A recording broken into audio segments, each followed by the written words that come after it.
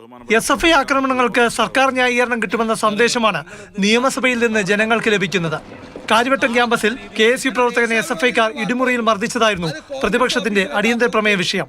Veterinary സർവകലാശാലയിൽ സിദ്ധാർത്ഥനെ SFIക്കാർ പീഡിപ്പിച്ചതടക്കം M. Vincent ഉന്നയിച്ചു. പ്രത്യയശാസ്ത്രത്തിന്റെ അടിത്തറയിലല്ല sir SFI നിൽക്കുന്നത്, ഇടിമുറിയുടെ ഭീകരതയിലാണ്.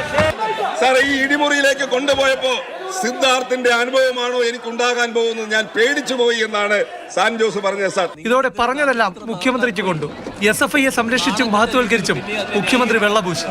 അടിക്ക് തിരിച്ചടിയുമായി പ്രതിപക്ഷ നേതാവ്. വയനാട്ടിൽ രാഹുൽ ഗാന്ധിയുടെ ഓഫീസിലെ ഗാന്ധി ഫോട്ടോ തകർത്തതാര്? നിങ്ങൾ എന്തിന് ഗാന്ധി ചിത്രം തകർക്കാൻ പോയി?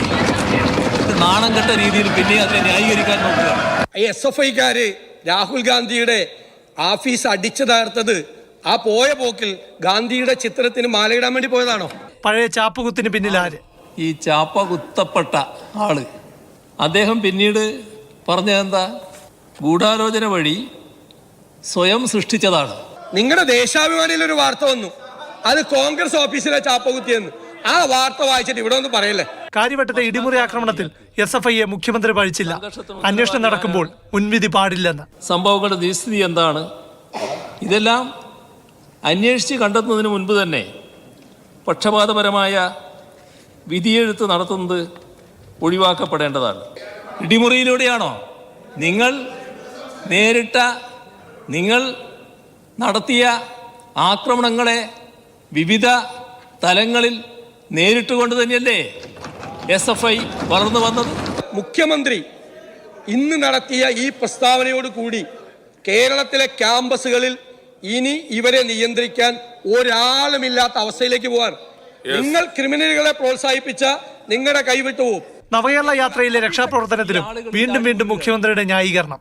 ആ ചാടി വീഴുന്നവരെ പിടിച്ചു മാറ്റുന്നു. അത് അന്നും പറഞ്ഞു, പിന്നെയും പറഞ്ഞു, ഇന്നും പറയുന്നു, നാളെയും പറയും. നിങ്ങൾക്ക് ആ നവകേരള സദസ് യാത്ര ചെയ്തപ്പോ നിങ്ങൾക്ക് തോന്നി നിങ്ങൾ തെരഞ്ഞെടുക്കപ്പെട്ട മുഖ്യമന്ത്രിയാണ്, ജനങ്ങൾ തെരഞ്ഞെടുത്ത്. നിങ്ങൾക്ക് തോന്നി നിങ്ങൾ മഹാരാജാവാണെന്ന് തോന്നി. സർ, ഞാൻ മഹാരാജാവൊന്നുമല്ല, ഞാൻ ജനങ്ങളുടെ ദാസനാണ്. എല്ലാ കാലത്തും ജനങ്ങളോടൊപ്പമാണ്, ജനങ്ങളുടെ കൂടെയാണ് നിന്നിട്ടുള്ളത്. ജനങ്ങൾക്ക് വേണ്ടി എന്തും ചെയ്യും. നിങ്ങൾ മഹാരാജാവല്ല, നിങ്ങൾ മഹാരാജാവല്ല എന്നാണ് കേരളം നിങ്ങളെ ഓർമ്മപ്പെടുത്തിയത്.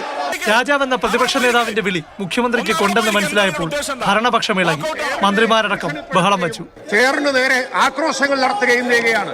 സഭയ്ക്കകത്തും സഭയ്ക്ക് പുറത്തും ഫെയറിനെ ഭീഷണിപ്പെടുത്താനും സമ്മർദ്ദത്തിലാക്കാനുമുള്ള ശ്രമമാണ് ബഹുമാനപ്പെട്ട പ്രതിപക്ഷ നേതാവ് നടത്തുന്നത്. അതിന്റെ സ്പീക്കറുടെ വക മന്ത്രി MP രാജേഷിനും ഒരു കൊട്ട് കിട്ടി. അത് എല്ലാ ആളുകളും പാലിക്കേണ്ട ചില മര്യാദകളാണ്.